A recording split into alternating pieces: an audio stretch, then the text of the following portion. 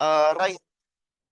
So Azure Compute is ito yung tinatawag na EC2, Elastic Compute. Okay? Virtual machine to. Ryan, may tumatawag. So Azure Compute is an on-demand, pay-as-you-go compute service for running cloud-based applications. So this one hosts the apps. Azure VM provide a high degree of flexibility. Flexible siya, you can expand, no? Highly scalable, you can horizontally, meaning you can have X number of virtual machine. And vertically, you can upgrade the CPU on the fly without rebooting na. Pwede na siya ngayon. No? Ginawa ko na kagabi, tinest ko talaga. There are 2 tiers of Azure, basic and standard. So basic, ito yung mga 1 gig, 2 gig RAM. Mga ganun lang. No? Standard is at least 2 CPU, 3.5 gig RAM. You can provision generation 1 and Gen 2 Azure.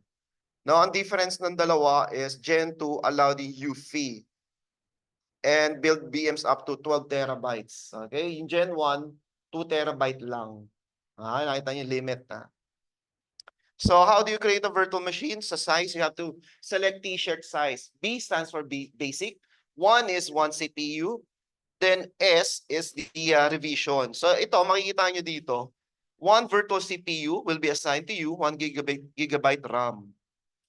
Okay, not enough for Windows operating system. So ideally, for Linux to. So sa VM categories, yung mga virtual machine, ang daming categories nito. Ano? So, de-demo ko na lang, hindi kayo makalaging kasi virtual machine. Let's say gagawa tayo ng virtual machine, create Azure VM. So dito, pipili tayo ng... So the first question, if you have a subscription, select the subscription. And then you need to create a group. Kung gagawa kayo ng group, please make sure ganito format so I can delete easily. No? AZ800, tapos lab06 na kasi to eh. No?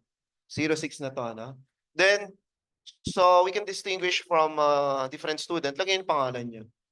Kung dalawa yung ano eh, Christian tsaka ako, Chris B. Para hindi tayo, kasi once I created the resource group, na-create din siya, conflict na yan. Mag-e-error kayo. So, please make sure you put your first name and initial last name, no? Ganung format sa AZ. So, ano ba yung resource group? I-explain ko yan mamaya. Ang habang kwento nito. Ayan, may resource group na ako. And then, virtual machine name, ganun din. Laging ganun, ha? Ay, ang password lumabas. Na-record. Papalitan ko na naman. Pa yan. AZ800 L06 L06 tapos Chris B BM1 and dito pala BM1 ay hindi pag dinilit ko to mahirapan tayo AZ dapat may ganon sa lahat ng makita akong AZ800 automatic deleted may script ako dyan and then tanong dito region sa may lalagay ang nearest natin Hong Kong no. Pero kasi may limit ang Hong Kong up to 10 virtual CPU. Ilang kayo? 14 kayo. 14 kayo. So, kailangan natin ng 14 virtual CPU.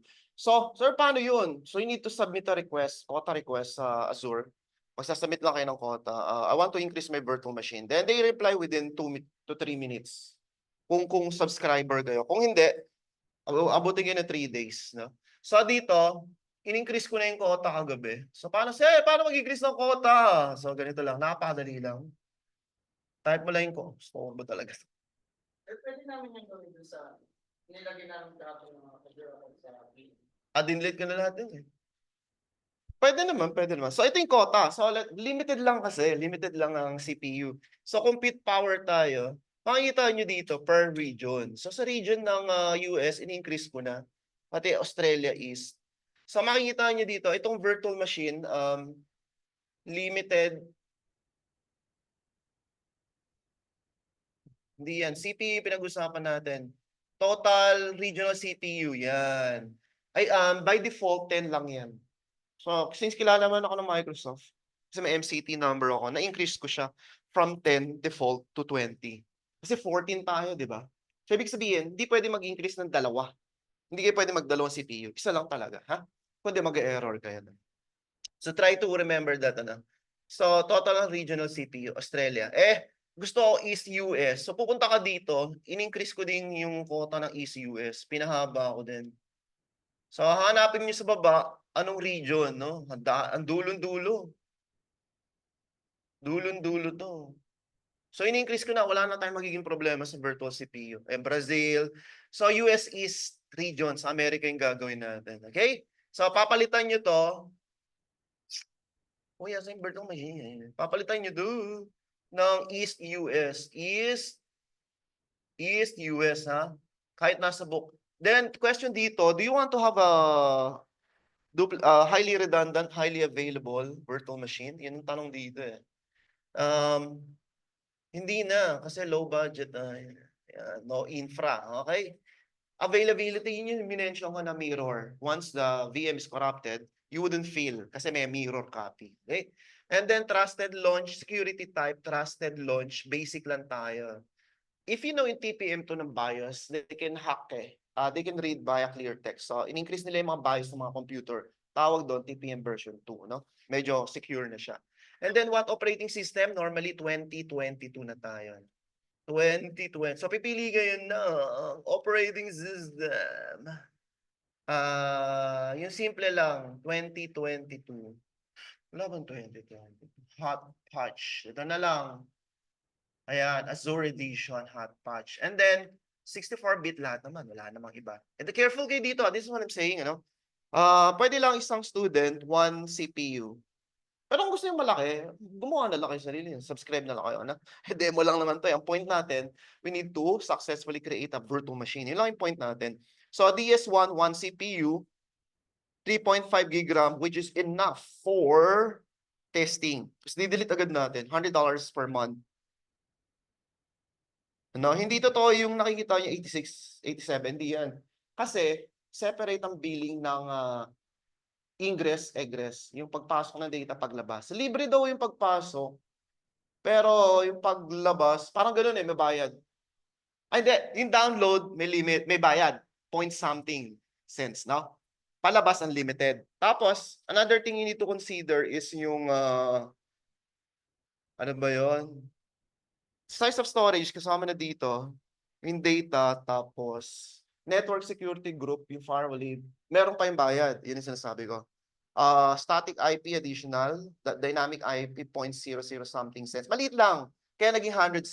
So you have to look on the right side. Pero hindi lang yan magiging bill nyo. Magugulat kayo, $150 or something. No? Ang billing cycle, 24 hours. Yung totoong bill na you have used today will be reflected tomorrow. Okay? Ang billing is kada ora. Tapos, student name, student. So, student muna tayo. Ay, ba't ganun? Student. Password, the same lang para hindi na nakakalito.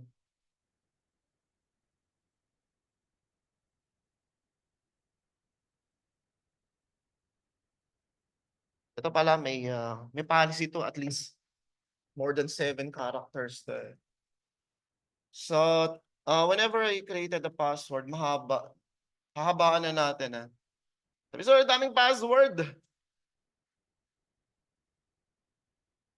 55 w.rd123. Okay, 1, 2, 3, 4, 5, 6, 7, 8, 9, 10, 11, 12. Okay. Minimum 12 batang policy na ginawa sa sa Azure. Okay? And then, paano ba tago itong kulit nito?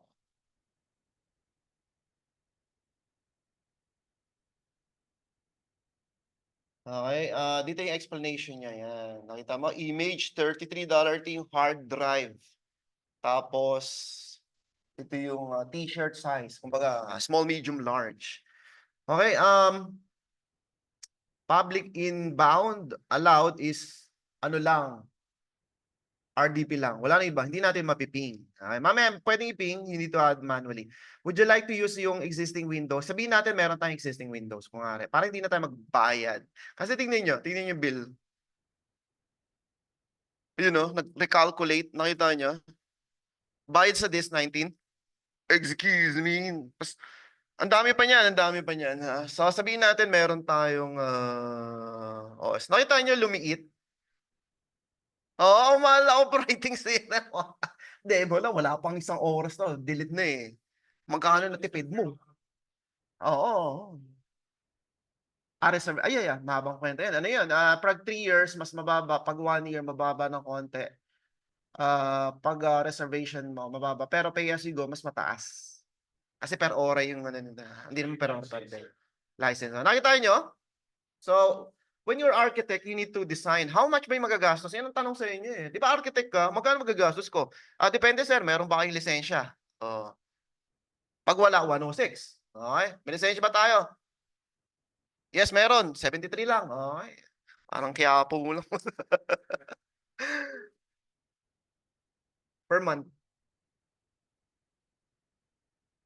Yung license ng data center OS, yan. Iba pa yung user.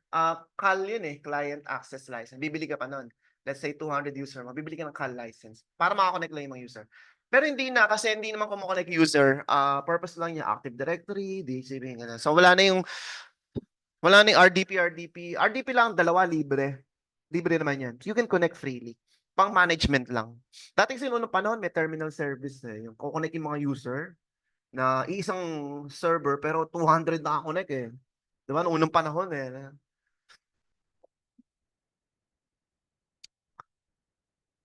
Tapos, pansinin nyo, may operating system, hard drive. Pag nag-delete ka ng VM, hindi dinidelete ang disk. So, mano-mano, i-delete mo. So, nakakalimutan. Nung unang panahon, nalilimutan namin. Pag tingin namin, shit, 1,000. Hindi ko na binabayaran. Takbuhan mo lang. Debit card lang naman eh. Magde-debit lang siya pag nilalak ko kasi yung card ko eh. Lock mo yung debit card mo. Pas tsaka mo lang unlock kung gusto mo magbayad. Pero iba wala, hindi na binabayaran. Mayaman naman Microsoft eh. So meron siyang 127 SSD. Yun ang default niya. Tandaan mo, you need to delete this manually ha. You need to delete this manually. Kahit delete mo yung virtual machine, nandun pa rin yung SSD. Okay, tatandaan mo. Pag delete naman kasi, remove AC resource AZ-800 star /force. Yun lang ang command para ma-delete lahat. Isang tirahan lang tanggal na lahat yan. So lahat basic, inbound, 338 allowed. Delete public when BM is deleted. Maganda to instead of manually deleting. Tandaan niyo yun ha. Else mag-i-increase yung bill. Kung gusto niyo pa load balance, no, para mas mabilis, no. Pwede rin 'yan, pero demo lang naman, wag na. Management, free tong foundational cloud security, encrypted lang to. If you want to integrate yung identity, so you can log in using your Entrata ID, yan. Ito yung AD pala, ito yung Entrata naman. Actually may bayad yan. Oo, tapos ginagawa ko, nag-auto shutdown ako pagdating ng 5:00 kasi let's say nalimutan natin. Patayin na lang niya, oh. 'Di ba? 'Di ba? 'Di ba? Anong oras sa Philippine time? Hong Kong na lang Hong Kong. +8. Ayun, the usual, no? So mamamatay mag-isa to. Do you need to be notified? Kahit wag na. Kasi kung 14 kayo, 14 emails to. Yari, ano? Do you need backup? Di-delete natin eh. Just in case na may nagtanong, sir, do you need backup ba? Yan. May bayad yan. Enable automatic update, no? Kahit hindi na. Do you want fully automated yung update, no? Reboot setting, if the changes was patch na apply, you need to reboot, no? Next. And then diagnostic, enable with managed. Patayin nyo na rin yan, na may bayad din kasi yan. Do you need to be alerted if the host is unreachable? So ano yan? Yung parang Microsoft monitoring tool. Kung alam niyo yung monitoring tool, pag ang CPU pumapalo ng 80%, i-alert ka. Pang hard drive mo, 1 gig na lang. Kasi blue screen na yan eh, pag 1 gig eh. Alert ka ba? Pag mabagal ba yung disk na palo mo, 95%, alert ka ba? Let's say 50%, yan. And pag network down, ano ba itong total? Yung ingress, naka 500, notify ka ba? Kasi may bayad eh. So, cancel, wala akong in-accept ni isa. Tapos meron tayong alam niyo auto-exec boot? Auto-exec. yung the moment na nag-power on yung virtual machine, ito yung install niya. Tawag nila dito bootstrap. Sa Linux naman bootstrap siya. No, yung app install PHP, mga ganon. Tapos after on the first instance that the computer come up, it will perform this bootstrap script, tawag nila. MySQL. Okay, so the moment na mag-on, install PHP, MySQL, tapos install yung web server and Jinx. Pero hindi gagana to kasi Microsoft to. So ang gagawin natin, install, gagana ba to? Titingnan natin mamaya. Anong command yun? Tulungan nyo ako. Windows feature IIS. Yun lang, Internet Information Server lang ha. So yan yung parang short script niya. Do you still need the data? Wala na. Hire mo, wala na yan. Mga default, advanced na kasi yan eh. Do you need to tag yung mga resources? Wag muna, no? Medyo advanced na to. Magkano na? Nare-recompute niya yun. Nare-recompute niya. Validation. So, failed for the following tab. Monitoring required. Kailangan pa ba ng monitoring? Enable alert. Disable. Yan. Pinatay ko na kasi additional bill yun. Napupuno ko kasi yung Gmail ko eh.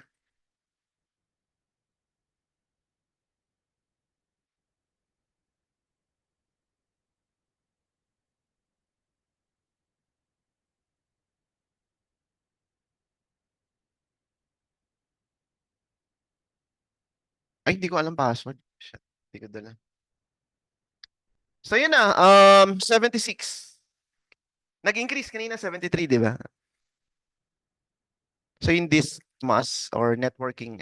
So if you gonna power for 2 hours, multiply by 0.0730. Yun lang babayaran na. Tapos yung billing will come up tomorrow. Kung 14 kayo, magkano babayaran? Magkano bill natin? 14 kayo. 14 student, tapos per hora is 0.0730.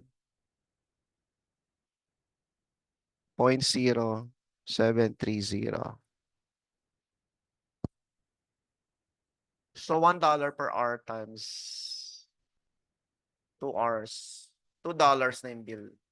Mga ganun yung bill. Okay? Deployment is on the way and open uli kayo sa pang-portal. That will take 2 to 5 minutes.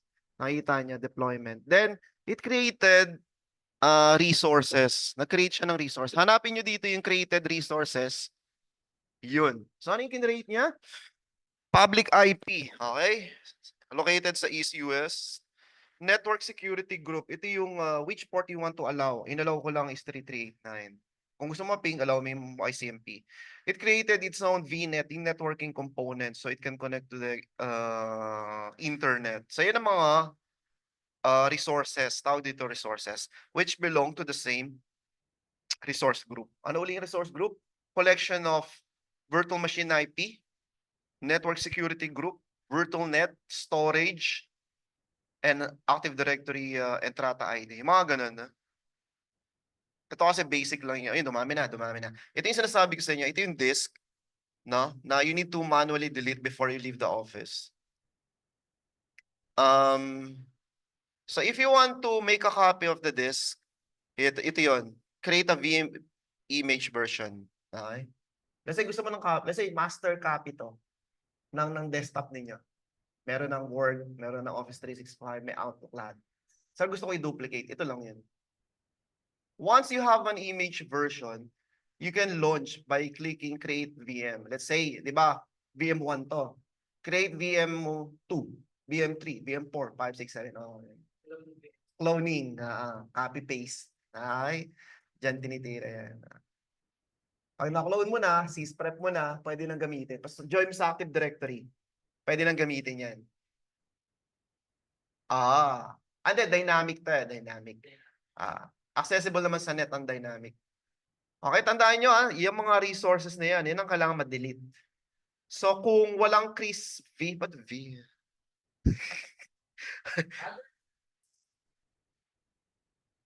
Actually, one command lang yan eh, pag-delete. Isang tirahan lang yan. Go to resource. Ayan. Dito lang, titirahan mo lang dito. Meron. Yun sinasabi ko, delete all. Pero ba't nawawala yung shell ko? Kasi hassle kung isa-isa, di ba? Ito, delete all. Hindi kasi ako naka-high resolution. Parehas yung Cloud Shell. Ayun, Cloud Shell. So ito nasabi ko, pag hindi ka root account, walang Cloud Shell. Kailangan nyo kasi Cloud Shell, magpo-program na tayo mamaya. So Cloud Shell naman, you will be given a 5 GB free storage for the next 3 days ba yun? Or 20 minutes lang. 20 minutes mag-shutdown na to. Madi-disconnect ka. Deleted all. So ingat kayo, pag gagawa kayo ng lab, di-delete nyo lahat. So how will you know kung ano laman ng shell dir? Ayan. Walang laman ha, walang template. So the command get to display a z resource group. Shit. Hypertext siya. So napaka-sensitive nito. Get a z resource tab. Ay, space ba? Tinab ko yun. Resource enter, pwede ba? Hindi, kulang. Tama, ito na yung resource group ko. Ayan na. Ba't ang dami? Isang crispy IV. Ayun, ito yung mga resources component. VNet, location, monitoring yan, virtual machine, dami, no? Ito yung disk. So, kung gusto mong delete yan, madi-delete yan, isang command lang, remove, cls clear, remove, az, resource,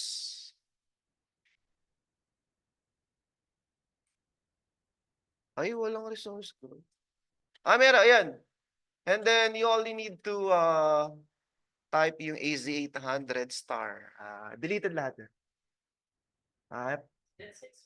Clean up.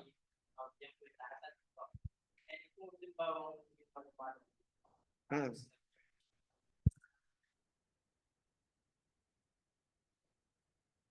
Ay, nangyari sa amin yung wala. Yung student, umabot nga ng $2,000 eh. Hindi niya ako binil. Sa very patient ng Microsoft, the following month, bibil ka. Pag hindi pa nabayaran, kuklose lang yung account mo. Close. Tapos nag-recreate ulit ako.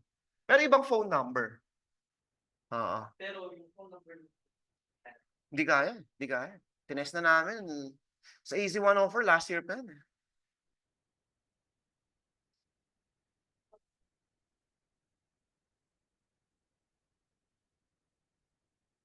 Ano yan, BM?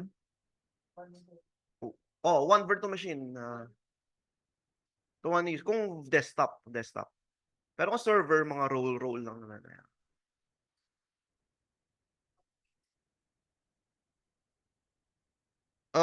Depende. Yung pag-server kasi, one VM, one Active Directory. Ganun. So, authentication lang naman ginagawa niya. Hindi naman user. Hindi sila naglalagin. Admin lang nag-RDP, di ba? Support lang. Kaya dalawa yung default. Sa VDI naman, as a service, one VD na Windows 10, isang user lang talaga. Sharing. Wala na yun. Tinanggal na yun. So, tawag namin doon persistent VDI. Talagang naka-map sa user. Kanya talaga yun forever and ever.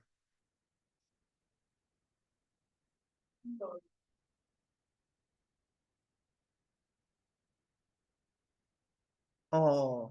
Pag napuno yun, kanya yun. So, hindi naman pwede mag-login yung iba. Pwede rin mag-login yung iba, pero hindi makakalagin yung original user. Hindi makakalagin. Kasi or malalog out siya, ganun. Ayan. So, ito na ang ating virtual machine. Click nyo lang to. Pag hindi to nag-appear, meron kasi akong screen dito. Ayun. So,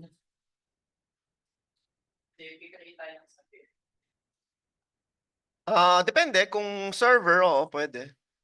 Server kasi tayo. Pwede, multiple user. Mga dalawa. RDP siya. Kaso madi-disconnect yung pangatlo. Kasi maximum 2. One console, one terminal service. Yun lang. Pili tayo. Kung gusto niyo marami, bibili kayo ng license ng MS, ng terminal service license. 50, ganun bili yan. 20, 60, 128, mga ganun. Bibili kayo ng license. Sa dati kong trabaho, isang server, pero ang dami namin. Kasi gusto niya ilagin ang individual login ID para ma-audit. Kasi kung dalawa lang, bitin eh. Especially kung jump server to, kailangan madami talaga. Jump server, isa lang yan eh. Diba? So ayan na ang ating virtual machine. Ngayon, paano ba mag-login? Connect, then download RDP lang. So kung gusto niyo i-verify, shit, ano ba? Hindi ko download nyo lang to. Download. Hindi yan. May download dito eh. Yan, download. Kagandahan kasi dito. Yan. Dinownload ko, nakita nyo ba? Medyo mabilis. Hindi, server to pare, server. So ito, Creepy eh. Tapos, one CPU P. Save nyo na para the next time you click, automatic na yan. Tapos na. Wala pang 10 minutes na.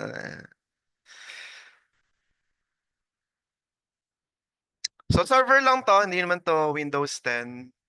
Then they should go under, it should undergo patching pa. So give it at least 30 minutes na. Yun lang, pero di-delete ko na ngayon to. Okay? So yun na. So meron na kayong VM. Now, when you log in, local IP lang na di-display. Pero kailangan mo, let's say, gusto mong testingin, di ba? Gusto mong testingin. Pingable ba? Hindi pingable to. Kasi naka-block sa network security group. So, ang question, paano i-open? Paano i-open? Ano? So, punta ka doon sa portal. Ang kulit naman itong copy, ping. Kailangan, dito, mechanical eh. Unpingable. Bakit? Kasi nga, naka-block sa network security group. Okay? Paano i-unblock? Actually, hindi naman naka-block. By default, it's secure. Yun ang tawag nila doon. So, punta ka dito. So, we're talking about network component. Sa component kasi ng VM, napakadami. Networking, ayan. If you wanna connect, ito yung settings ng disk. If you wanna increase, you can do so. Kung gusto mo increase to kasi 127. Napakaliit sir, 127. Pwede bang lakihan ng aking disk? Pwede. Pwede yan, no? Do you wanna encrypt, no? Anong OS naka-install? Do you want highly available? Ito yung may tinatawag na AZ. Pag sinabing AZ, minimum dalawang data center. Let's say Australia, Sydney, tapos Melbourne. Kailangan magkalayo. Bakit? Kasi kung pinasabog yung Sydney, buong Sydney, wala na data mo, no? Yung pinaka strongest bomb daw is 30-kilometer radius. Kung katabi, ito, let's say ito yung BM1 mo, BM2 mo nasa kapitbahay, sabog din yun, di ba? Sa malayo, ideally. Tawag doon, availability partnership. So, meron tayong partnership. Malayo dapat, malayo. So, kung gusto mong gawin yon, get started. Tapos, magduduplicate yan. Duduplicate yan. No? So, fault domain, let's say fault domain mo Sydney lang. Hindi affected Melbourne. Okay. So, advanced na yan. Dito tayo, security, identity. If you wanna integrate Entrata, user can log in, on mo lang to. No? On mo lang. If you wanna make a backup, yun, backup din. Meron tayong sariling backup. Mag-create lang siya ng snapshot. Yun lang gagawin niya. Create. Tapos, anong gusto mo? Standard, once a day. No? And so on. Okay. Operation, if you wanna auto shutdown by 5 p.m. Kasi uwi na ng mga empleyado, ba't pa naka-on, di ba? Lalaki lang bill mo, mag-shutdown ka alas 5 ng hapon. Tapos, if you wanna perform installation, you can do remoting, PowerShell. Pwede mo i-remote din. Tapos auto-update, Wala ka ng problema. May nagtanong dito, sir, paano i-update? Wala ka ng problema sa Azure. No? Enable mo lang. Kailan mag-update? Gusto ko alas 12 na madaling araw, then reboot na. Okay, so dito lang tayo muna sa networking component. We want to ping. So, look for network security group. Nasa baba lang yan. Ito yan. So, when you see a shield, network security group to. So, ano yung allowed? Ano yung allowed? Inbound. Inbound, 3389 lang. Wala na, di ba? Wala na. Okay? So, gusto ko mapping, we need to add ICMP. Paano mag-add, sir? Create port inbound. Kahit saan galing, any, sinong IP address, whatever port, destination kahit saan, using ICMP. Remember, ang ICMP totally different from TCP. So sa ICMP, what action do you want? Deny or allow? By default, deny. Priority 310, meaning, nauuna tong 300. I mean, sorry, the lower the number, the higher priority. So sino mauna? Yung 300 o 310? Hindi, sabi dito, the lower is the higher priority. So yung 300, ayan rules in priority, the lower the number, the higher priority. So meaning, kung 300, 300 muna una, susunod 310. So kung may deny ICMP 300, tapos sumunod 310, diba? Deny, then allow siya. Okay. Add. Creating the rule. So, andito na siya. Ayun na, 300, 310. Okay? So, dito hindi to instant. Why? Kasi, saan ba to? ECUS, remember? Galing tayo Philippines, no? They need to apply meron pa silang switch eh. They need to allow, switch. They need sa firewall nila, they need to allow pa to. So, you have to wait for propagation. Pinakamabilis na kita ko 30 seconds. No? 30 seconds. Depende sa region. So, hindi pa napiping. Ping ulit. Wait for a while, no? So, ganyan yan. Magugulat na lang kayo, mag-open na siya.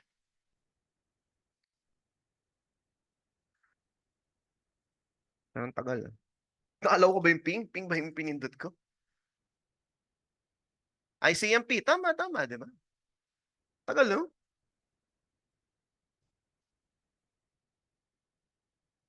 Tama ba yung IP?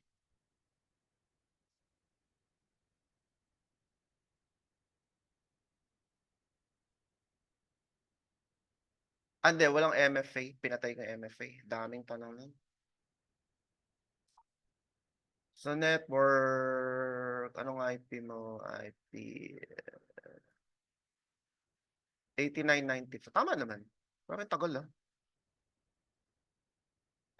sorry, nalimutan ko. Step 2, you need to allow sa firewall pala. Di ba may firewall to? May firewall to, di ba? Hindi talaga mapiping yan kasi meron siyang sariling HBS na tinatawag, host-based firewall. So, dito, hindi dapat i-disable to. Gagawa ka ng Defender firewall. Okay. Advanced na yun, advanced.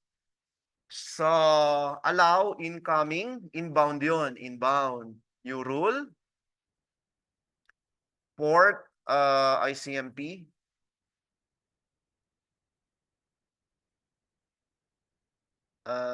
Naku, anong port number yun? Custom na lang. All programs, dispatch.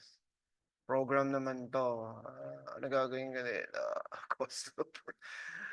Ano bang port ang ICMP? Pwede bang ICMP? Hindi yata eh. Ano bang port ICMP?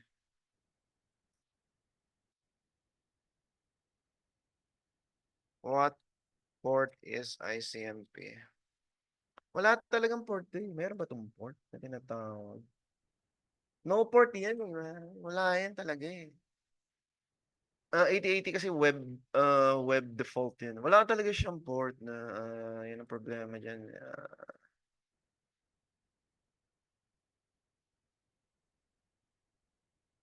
Sige, for demo's sake,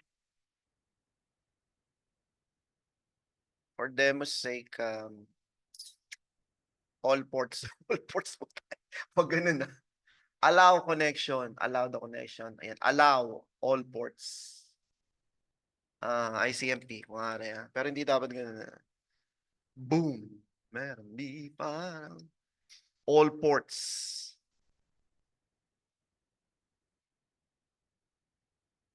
Teka. Asan pala yung rule? All ports. Allow. Okay, good. Meron bang ICMP program? Wala na. Walang ganun na. Ano pa?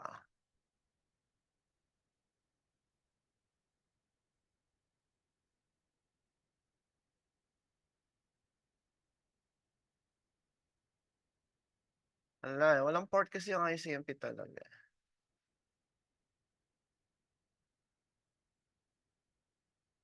Wala talaga.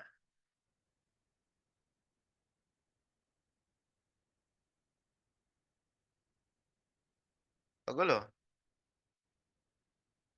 Di pa rin. Open na nga lang natin lahat for demo's sake. So, disable ko muna yung firewall.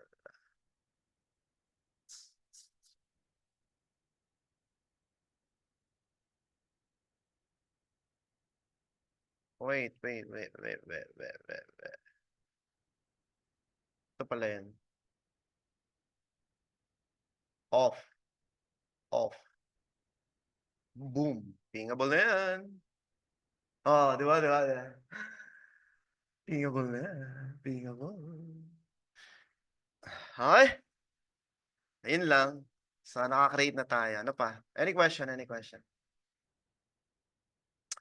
So, merong balik tayo dito. Merong mga general purpose. One biggest advantage na D, pwede ito yung Hyper-V. Yung nested na tinatawag, dual, no? So, meron ka ng virtual machine, pwede yung palagyan ng VMware. Okay? Nested virtualization. Meron din confidential, yung mga DC, highly encrypted daw to. Then meron compute optimized F, meaning if you need converge power, no? Compute yung mga gaming, mga Bitcoin mining, mas matakaw sila sa compute. Kaya video card yung binibili nila. Meron namang memory optimized. Kung SQL application, may mga write to flash para mabilis ang transaction. Write to flash. Kailangan mo ng malaking flash memory. Meron naman storage optimized para sa mga data warehousing, ng mga terabyte na, no? Mga data warehousing, yung mga, dami. Meron ding GPU, N naman nag-i-start yun. Meron ding high performance hedge. Okay? Type of disk, operating system. Now, meron tong data disk. Once you reboot, data will be automatically deleted. So, huwag kang maglalagay dito. Sa temp disk pala, temp disk. Huwag kang maglalagay kasi lagay nyo, deleted yan the moment you reboot. Non-persistent.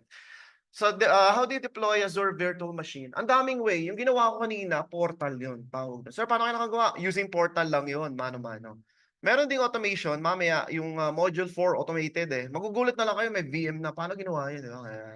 Meron ding command line interface. The method is equivalent to PowerShell. Yung mag-install ka ng PowerShell sa computer mo, install mo yung Azure CLI. Sa computer mo talaga.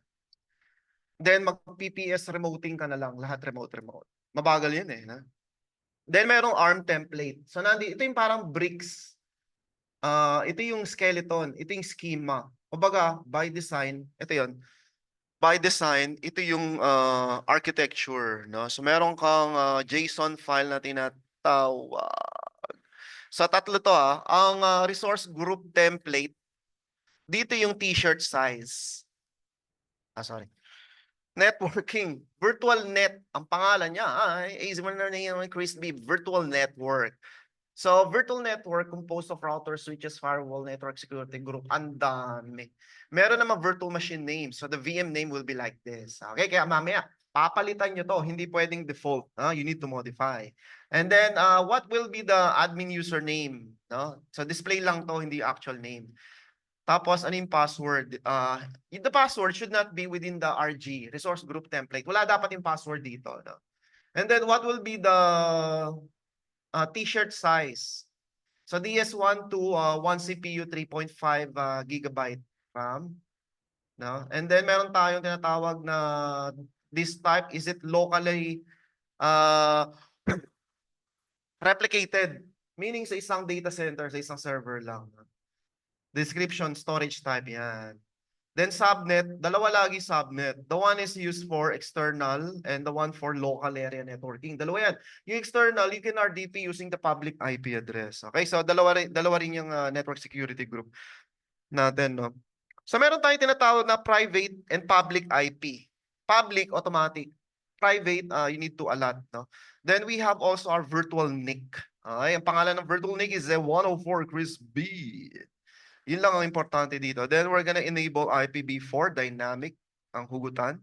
Then we, remember sa network security group, I created or allowed 3389. Tapos dito sa program, inallow din niya web. Okay. Tapos anong subnet? 10.4.1.0. Okay. By default kasi, ang IP nito, 10 something eh. Malawak na kaagad eh. Class A kaagad to eh. Pag in-IP config all mo, you won't see the public. Okay, local lang. Ayan, no? 10.0.0.4 agad. Automatic na yan. Bakit .4? Yung tatlo reserve. .1 is gateway. Laging .1 gateway. 2, 3 reserved by Azure. Hindi mo pwedeng i-assign yun. Ha? Hindi pwedeng gamitin. Reserve yan. Sa examination, lalabas yan. Ilan ang reserve? Tatlo. Ito ang DNS niya. Then, asa yung public? Wala. Hindi mo makikita dito. Ito yung subnet 1. Okay, remember, dalawang subnet kaagad yan eh. Hindi mo makikita dito yan. It's behind the line. Wala ka makikita talaga. And then, saan tayo nag-create ng virtual machine? Yan yung location tawag doon. Hindi dinidefine dito yan sa labas. Okay? So, also the login and password. Wala dito. No? It should be under parameters. When you say parameters, this is the key value pair. Ang key dito, ano pangalan ng admin username? Student. Anong password? Password 1234. Yeah. Okay? Separated for security reason. Okay? And then ito, sub-template if you have any additional. Dito naman, resource group lang to. So, once this is created, you can easily delete by the one I showed you. So yun ang ARM template. Question about ARM template. Dalawa ang ARM template talaga by default. Yung resource group, yung pag-build ng VM, next parameter which contains login ID password. Yun lang. Pinaghihiwalay lagi yun by default. No?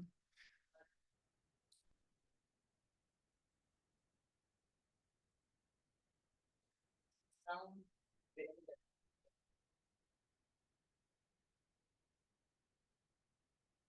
Pwede rin, ideally. Pwede rin, using the RG template.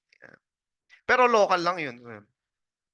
Ideally, Entrata. Local lang. Hindi siya Entrata. Entra.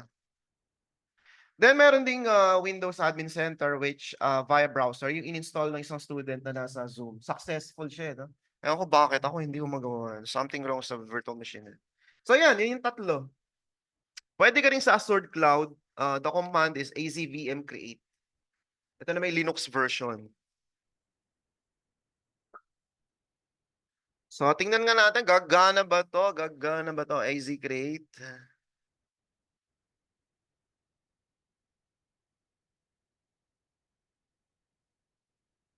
So Azure Cloud.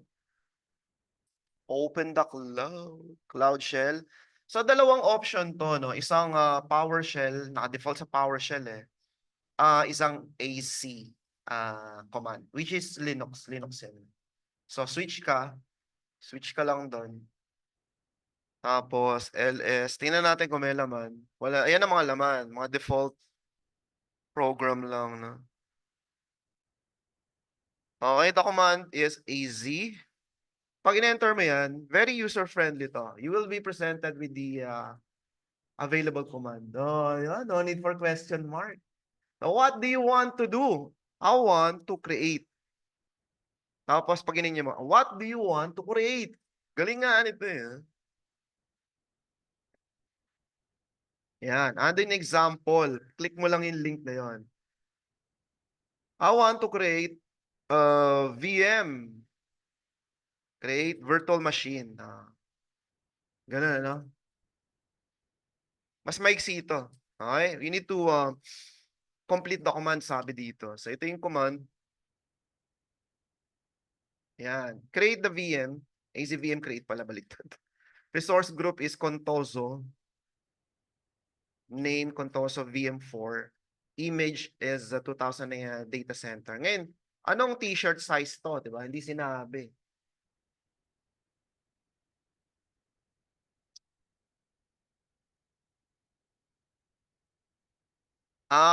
Before you can execute, kailangan mo ng resource group pala. So, ganun, ano? Create mo ng resource group before creation of resources. Yan, tandaan natin, dalawa yan. Pinakita ko lang yung command. So, that's CLI. No? CLI. AZCLI tawag na. Okay, so, na-demo ko na kanina, nag-create ako ng VM, nakaka-RDP tayo sa VM. Tapos nilagyan ko ng web server, remember? Na-install ba yun? Tingnan nga na, hindi ko rin nakakita. So, meron daw itong IIS. So, kailangan ko na ito. How will you know kung na-install? PowerShell.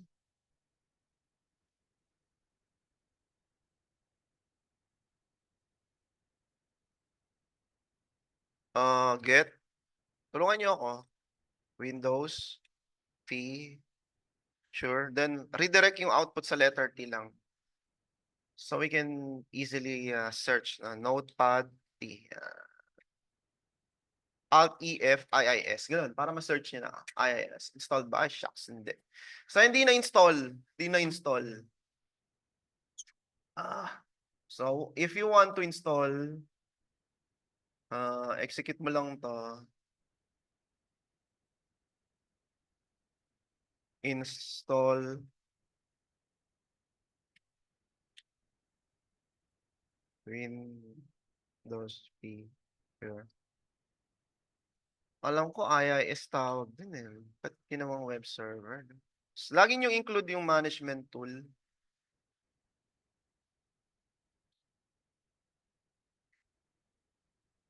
Ba't di lumalabas? Tayo po error ako.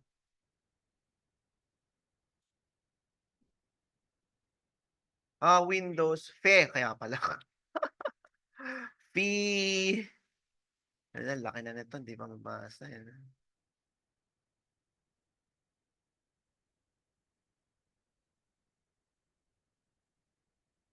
Ay, lumabas. May mali.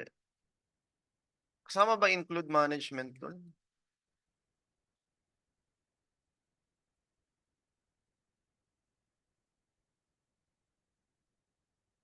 Tama ba to? Wala siyang management tool. So, hanapin natin yung RSAT ng IIS.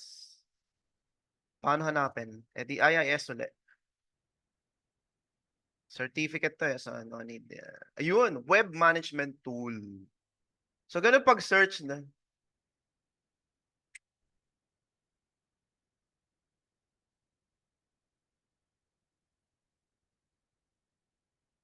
Ayos na nga lang. User-friendly ICE eh.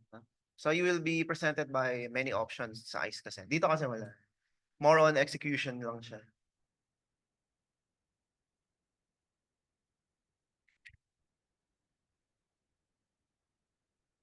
Yun ah. Diba?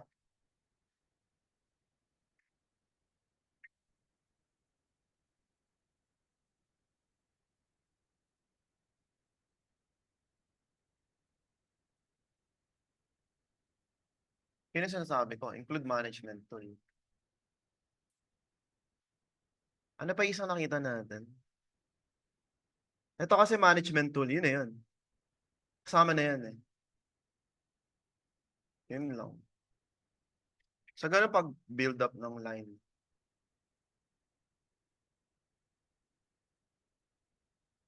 Hindi niya kailangan ng web server. Di ba iOS?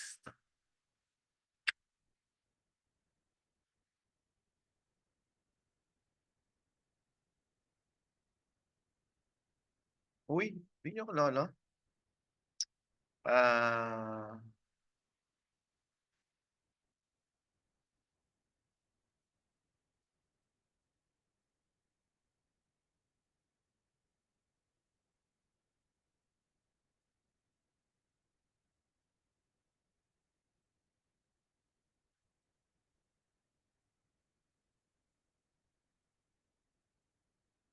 web dash server. Typo error. Web dash server. Web. Ganun pag, ano, pag validate. Web server. Yeah. Success. So, web server na siya.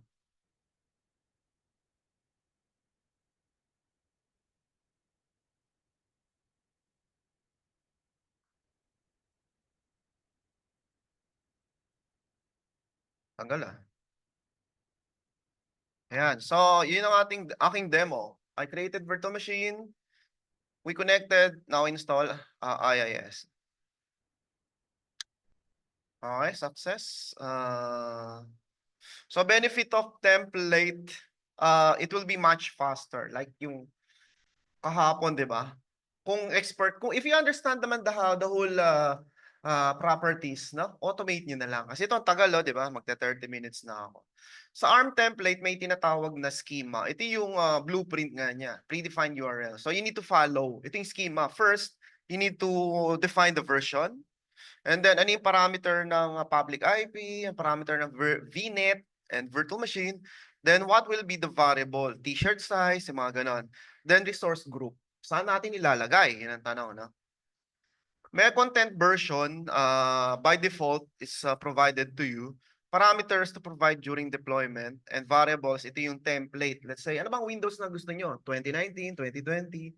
And may mga function na siya, no? Na you need to just read. Okay?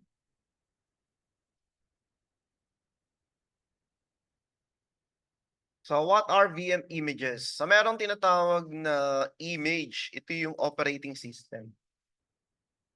So you can download. You can select this one. It's only a pre-made OS. Ang ginagawa niya, he just copy-paste from the snapshot. No? Ang VM image is created using VHD. Okay, mamaya gagawa tayong VHD. And this is available in Marketplace. So marami ng pre-built. You don't need to build. So punta lang kay Marketplace. No? Pag di nyo makikita, type nyo na lang sa sobrang laki. So makikita nyo dito mga firewall. No? Kung gusto nyo ng firewall, meron ng built-in by Tidal Media. Mas mura to, 0.05. Kasi kanina 0.07. Meron ding image na Kali Linux used for penetration testing. Pwede mo na siyang i-launch. Ayan. Pero ginamit ko to, you need authorization pa bago kayo mag-testing. And then meron ding firewall Fortinet kung gusto niyo mag-launch ng apps, appliance. So ang dami. Ready-made na. Tapos meron naman presented to you solution. Talagang marketplace, bentahan ng mga software. Okay. What else? Once you created the master image, you need to sysprep to remove the security ID. Hindi mo pwedeng i-distribute ng walang sysprep. So sysprep mo siya, no? So let's say ito yung master image natin. Ang sysprep, nasa DOS command kasi yun eh. Sysprep. May sariling location to. You need to hit the location. Else mag-error ka talaga. It's under Windows. Hindi dito yan. System 32 yan. System 32 sysprep. System 32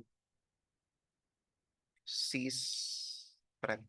Oh, so generalize natin. So Sir, anong ibig sabihin ng generalize?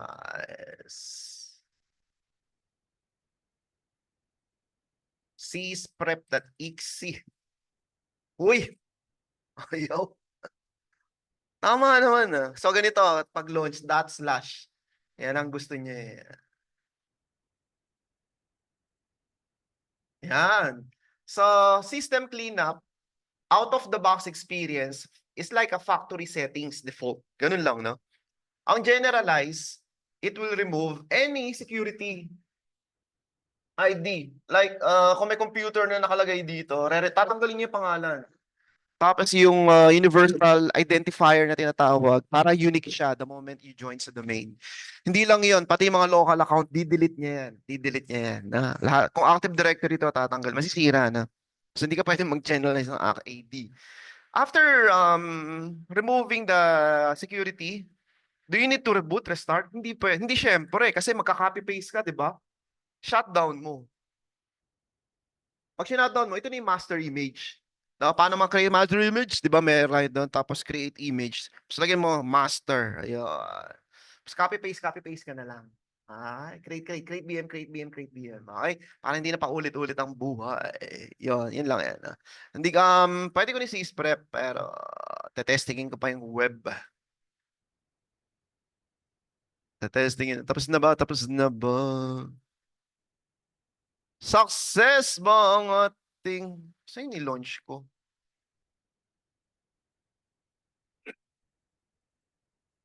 Di ba ni-run ko na to? Ayan, tapos na nga. So, I can open this using 127.0.0. So, web server. Okay? Web server na siya. Ngayon, sir, paano maging web server sa internet?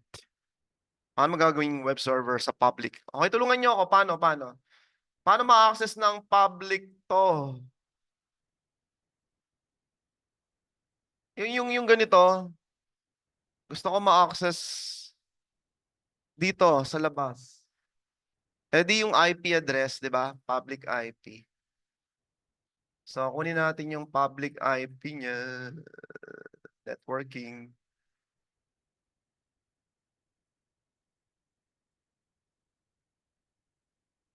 Tapos, mababrowse ko na ba to? Syempre, hindi pa.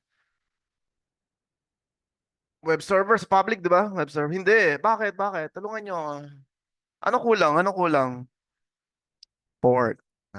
Allow the IP and then the port 443 or 80. Diba?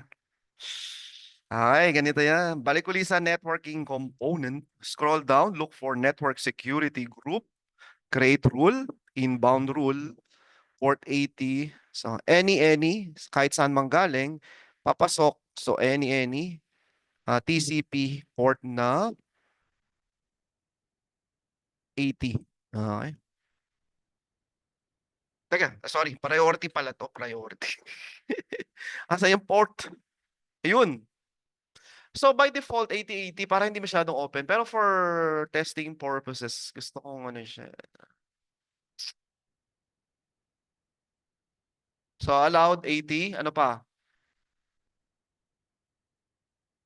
Kung sino yung mauna, the one with the lowest number, siya yung priority. So, let's say 300, allow all. Tapos, priority 310, pangalawa na yon. Ano, numbering lang siya. Numbering. So, we can distinguish, sino ba unahin ko? Sino yung priority, di ba? Number lang yan. Number lang yan. Let's say, pag 1, mauna i-process siya. Siya yung will take effect kagad. Mas pag second, yung pangalawa, yung ganun. Kung sino mauna? So, mauna RDP, and then any. Ayan, yun, nakita mo in sequence. So, unahin nyo to. So, let's say, sige, access muna natin. Sandali. Accessible na, yes! Meron ka ng web server sa public. Oh, galing, ano? Sarili ka ng web server. Okay. Ito. So, testingin natin, sir. Ano ba yung priority na yan? Balikan natin itong priority na ito. So, gagawa ko ng isa pang rule na port 80 Pero pangalawa siya, 'di ba? 320, 340. So huling-huli siya ipa-process, ibig sabihin. Which deny naman, deny. De-deny na. So deny.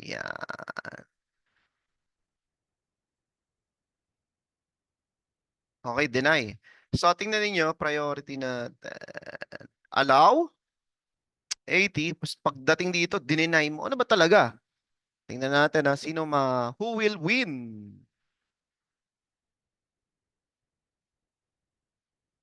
Allow.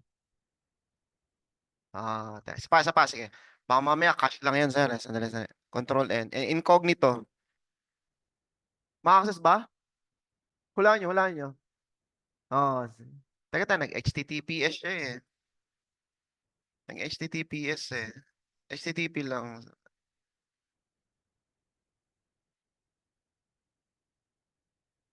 Allowed. Klaro. Sa exam actually, ito yung nakakalito talaga. Mga tanong ng estudyante ko, sir, sino mo? Who will take effect? So, una, inalaw ko. Pangalawa, may nag-deny. So, ano masusunod? Sino yung nauna? The one with the highest preference, diba? Sino yung nauna? Parang ganun din, parang ganun. Parang access list na. Ayan, tingnan natin. Dapat hindi na. Sige, edit natin, edit.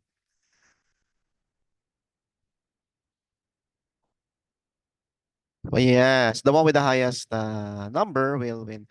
So, 343. 350. 350. Binaba ko lang.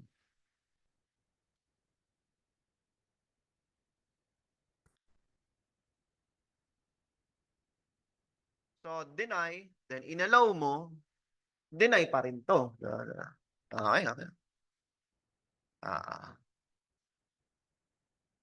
incognito. Kasi minsan cash lang yun.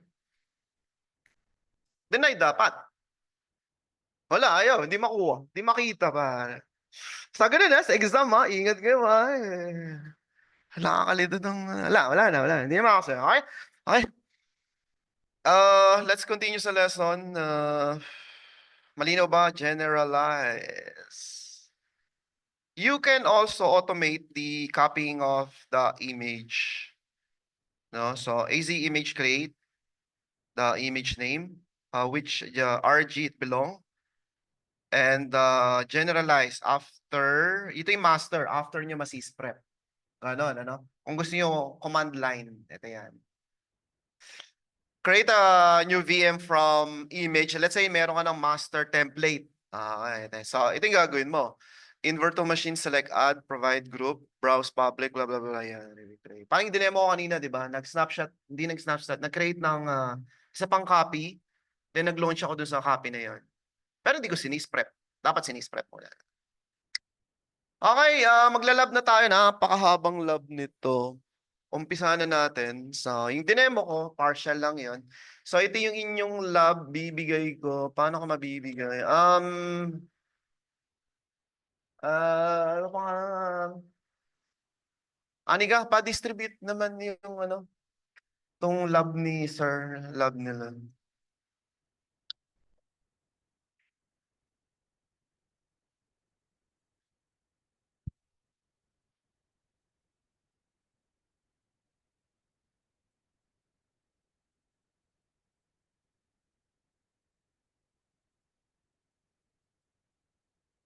Tatanggalin ko lang yung mga ano ko.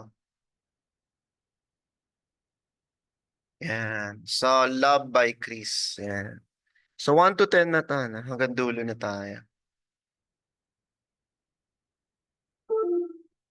Sa Zoom, sasend ko sa Zoom.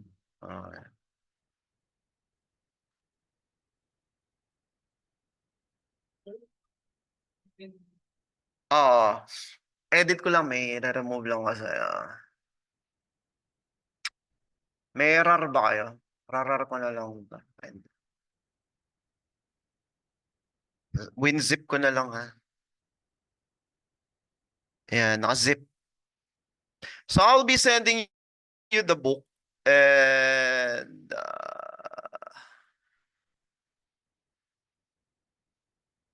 PowerPoint. May re-remove pa kasi ako sa PowerPoint. Ayan, nasend ko na yung zip file. Paki-download na lang. So, yan yung lab natin up until 10. Ang haba nito ha. So, gagawin nyo today, 6 muna, 6 muna. So, mano-mano lang to. Lahat ng dinemo ko yun. Parang ganun lang yan. Na, ito yung lab. Ayan na. Okay. Haba niya. Kung if you find this very small, you can edit and then lakihan ninyo 18. Ganun.